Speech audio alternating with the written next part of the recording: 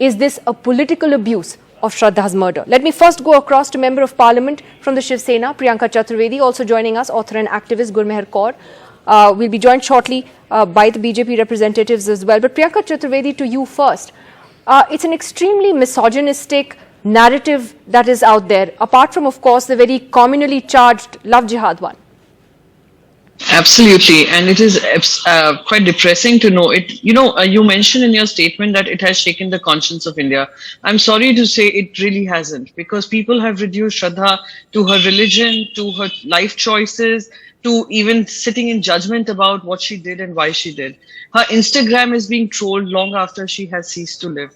Instead of talking about justice for her and justice for many such women who are abused on a daily basis in marital relationships as well, we are moving away the focus to something which are non-issues. And that is what should be depressing us as a society, because we are reducing our conversations not to provide justice to women, not to ensure that they are create safer spaces for women, address domestic violence, address marital rape, address crimes such as these. But we're reducing it to their religion, life choices, and sitting in judgment about women, like it always happens. Right from Kaushal Kishore, the union minister, to Himanto Biswa Sarma, they're all politicizing it because it suits their narrative at this point in time, since Gujarat and Himachal have gone into an election. It is extremely unfortunate. But Priyanka Chaturvedi, to some extent, it's sad that you see political leaders talking about love jihad and all the rest of it, and in a way you kind of expect it now, because it's just the way things have become, unfortunately.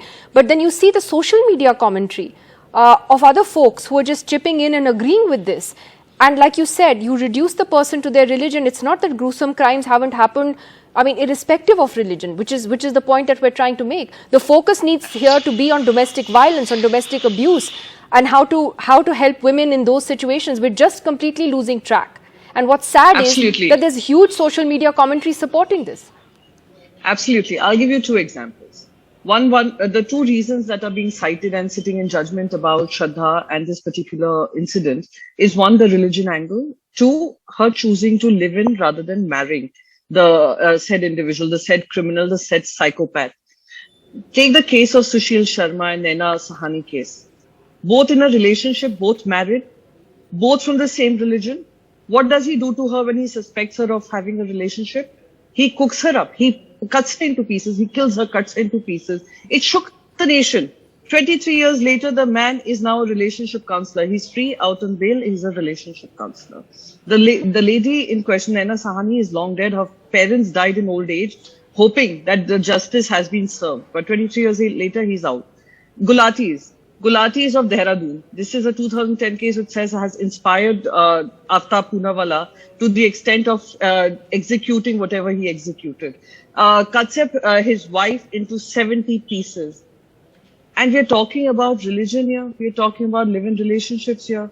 This is not about live-in relationships. This is not about religious marriages. It is simply an act of crime, and which has to be looked at that from that angle. And also someone needs to question as to why, despite her facing this kind of brutality from Aftab, she's not willing to leave him. Because there is no social net to safeguard such women who have made these life choices, who separated from their families. They feel that the society will not accept them. They feel that the society will not be able to address the challenges. So they continue living in these unhappy spaces. And that is something that we should be addressing as well. But unfortunately, we reduce it all to two major points of sitting in judgment about a woman who's long dead.